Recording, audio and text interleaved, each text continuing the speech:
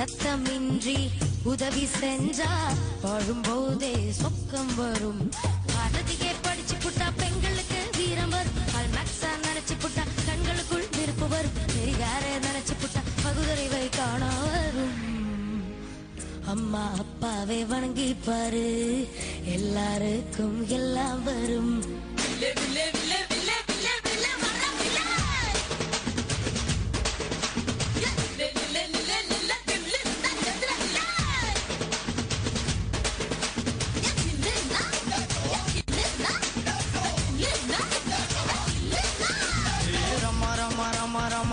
கிட்ட வில்லை கேட்ட பீமா பீமா பீமா பீமா பீமா கிட்ட கதைய கேட்ட.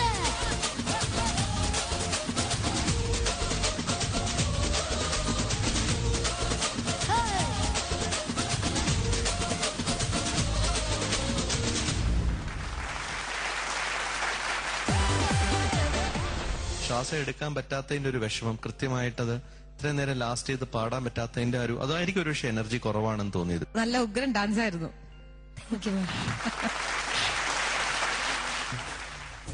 എന്താ പറ്റിയത്?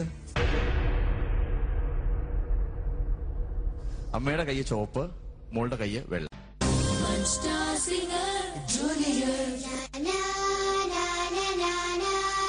സംഗീത് ഭയങ്കര ഒരു കളർഫുൾ പെർഫോമൻസ് ആയിരുന്നു. എനിവേസ് നമുക്ക് ജഡ്ജസിനോട് ചോദിക്കാം.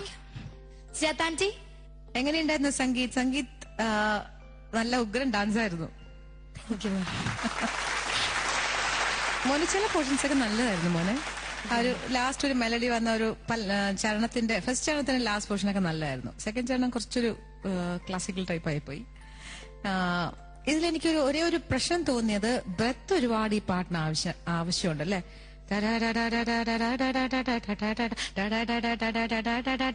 അവിടെ ബ്രേക്ക് ചെയ്യുമ്പോ ഒരു സുഖം പോടും.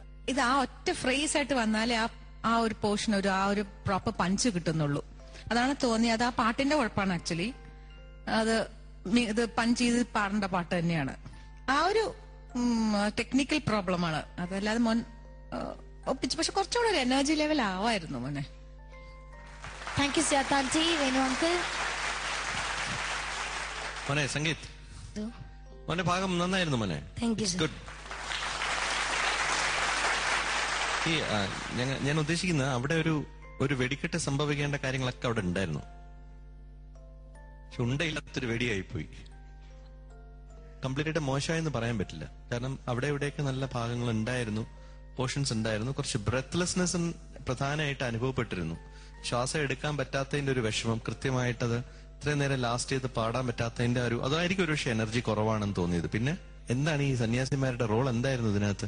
മോന് മനസ്സിലായോ? കൂടുതൽ ചോദ്യങ്ങൾ എന്തിനാ ചോദിക്കണല്ലേ? നന്നായി മോനെ. Okay, thank you Venu uncle. Gopi uncle. Sangeeth grand performance, dance. ഞാനും ആലോചിച്ചത് അത് തന്നെയാണ്. ഈ സന്യാസിമാര് അങ്ങോട്ട് പോയതുപോലെ അല്ല ഇങ്ങോട്ട് പോകുന്നത്. അതെനിക്ക് മനസ്സിലായി. പോയ സമയത്ത് എന്തോ ഒരു സാധനത്തിനെ പൂജിച്ച് പോകുന്നതും കണ്ടു. പക്ഷെ എനിക്ക് തോന്നുന്നത് ഇതൊക്കെ കുറച്ച് ആവശ്യമാണ്. അങ്ങനത്തെ ഒരു എന്താ പറയാ, കള്ള സന്യാസിമാർക്കെതിരെ ഇങ്ങനെ ഒരു അവയർനെസ് ആവശ്യമാണ്.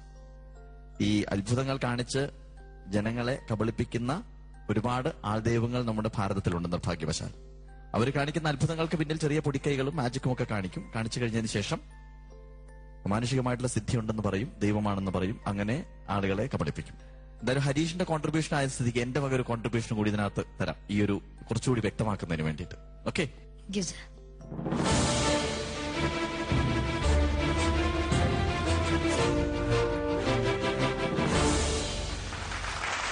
ഇതൊരു ചെറിയ ഒരു എക്സ്പ്ലനേഷനാണ്. എങ്ങനെയാണ് ആൾദൈവങ്ങൾ എന്ന് പറയുമ്പോൾ കള്ള സന്യാസികൾ ജനങ്ങളെ കബളിപ്പിക്കുന്നതെന്ന് കാണിക്കാൻ വേണ്ടി. ആരെങ്കിലും ഒരു രണ്ടുപേര് വരാമോ? ആരെങ്കിലും വന്നാൽ മതി.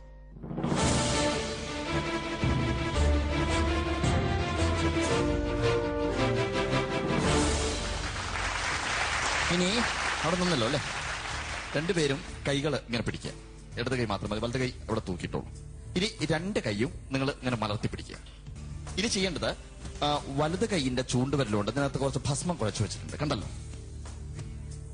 അമ്മയ്ക്ക് പേടിയൊന്നുമില്ലല്ലോ? ഇല്ല. അല്ല, ഞാൻ ചോദിക്കുന്നത് കണ്ടു കഴിഞ്ഞാൽ എന്തൊക്കെയോ പ്രോബ്ലംസ് ഒക്കെ മനസ്സിലുള്ളവർ തോന്നുന്നുണ്ട്. ഇല്ല, നമുക്ക് പരീക്ഷിക്കാം, എന്തെങ്കിലും പ്രശ്നം ഉണ്ടോ എന്ന് നോക്കാം കേട്ടോ.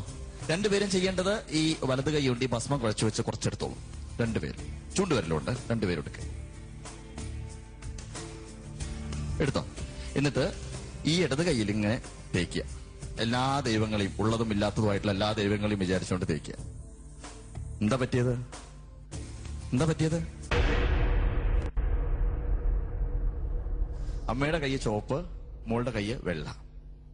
ഇപ്പൊ എന്തോ പ്രശ്നമുണ്ട്.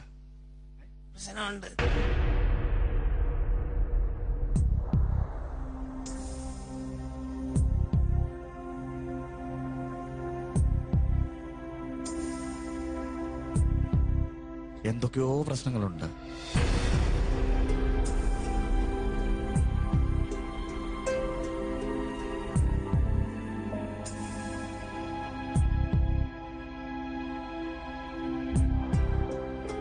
അല്ലെങ്കിൽ ഇങ്ങനെ വരാൻ സാധ്യതല്ലോ. അവളും ഇത് തന്നെയല്ലേ എടുത്തത്, ഇതേ ഭസ്മല്ലേ എടുത്തത്.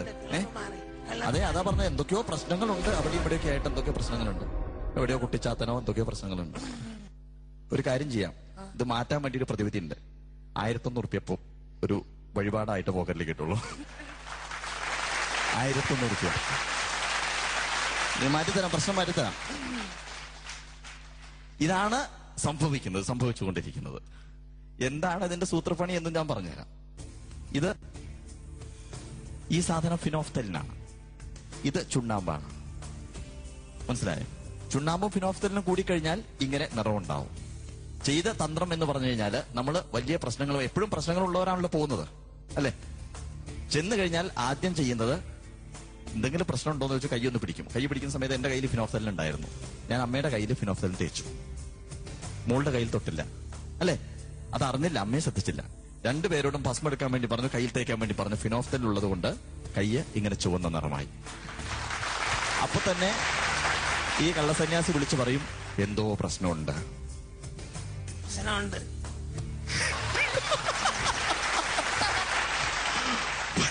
പ്രശ്നം ഇല്ല, ഒരു പ്രശ്നമില്ല. ഞാൻ പറഞ്ഞത് ഇതൊരു കെമിക്കൽ ആണ്. ഇതാണ് പ്രശ്നം. അമ്മ വിളിക്കുന്നു. ഇതൊരു എത്ര പൈസ പോയിട്ടുണ്ട്? സ്വാമിമാരടുത്ത് പോയിട്ട് ഇങ്ങനെ പൈസ കൊടുത്തിട്ടുണ്ടോ? കൊടുത്തില്ല. കൊടുക്കരുത് കേട്ടോ.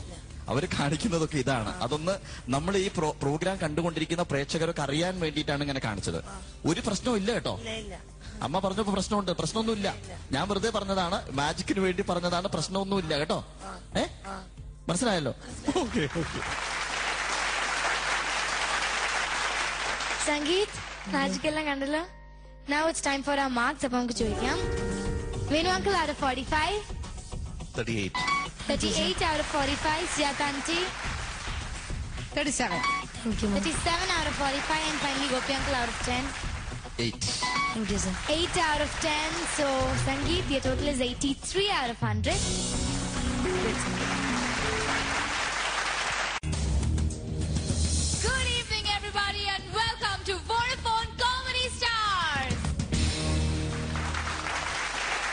ഇന്ന് നമ്മുടെ സ്റ്റുഡിയോസിൽ വളരെ സ്പെഷ്യൽ ആയ ഒരു ഗസ്റ്റ് ഉണ്ട്. Parody king of Malayalam film industry is what I would like to call him. അതിന്റെ ഫർദർ ഡീറ്റെയിൽസ് നമ്മുടെ ചീഫ് ജഡ്ജ് ഇവിടെ അനൗൺസ് ചെയ്യും. So let's bring him in, Shri Jagadish. നമസ്കാരം. വോഡഫോൺ കോമഡി സ്റ്റാർസിൽ വിജയികളാകുന്ന ടീമിനെ കാത്തിരിക്കുന്നത് കെൻ കൺസ്ട്രക്ഷൻസ് നൽകുന്ന 25 ലക്ഷം രൂപ വിലയുള്ള ഫ്ലാറ്റ്. ഇനി നമുക്ക് നമ്മുടെ സ്പെഷ്യൽ ജഡ്ജസിനെ സ്വാഗതം ചെയ്യാം. മലയാള സിനിമയിലെ മലയാള തനിമയുടെ സാന്നിധ്യം ശ്രീ മാള അരവിന്ദൻ. അടുത്ത സ്പെഷ്യൽ ജഡ്ജ് കഥാപ്രസംഗ കലയിലും അഭിനയത്തിലും തന്റെ മികവ് തെളിയിച്ചിട്ടുള്ള ഒരു വ്യക്തിത്വമാണ്. അദ്ദേഹം മലയാള സിനിമയ്ക്കും കഥാപ്രസംഗ കലയ്ക്കും ഒരുപാട് സംഭാവനകൾ നൽകിയിട്ടുണ്ട്. Ladies and gentlemen, please welcome the one and only V D. Rajappan. കല്ലെടുത്തെറിയരുതേ നാട്ടാരേ, എല്ലുവലി ചൂരരുതേ നാട്ടാരേ, അയ്യോ കല്ലെടുത്തെറിയരുതേ നാട്ടാരേ. ഞാൻ പാടിയാ ശരിയാവില്ല. വഴി ഓടുവേ, ഞാനോടുവേ, ഒറ്റ കുതിപ്പിന് പേരുകളെല്ലാം ചാടുവേ, ഞാൻ ചാടുവേ. ഒളിച്ചിരുന്നെറിയരുതേ, നേരിട്ടെറിയണതേ, ഒളിച്ചിരുന്നെറിയരുതേ, നേരിട്ടെറിയണമേ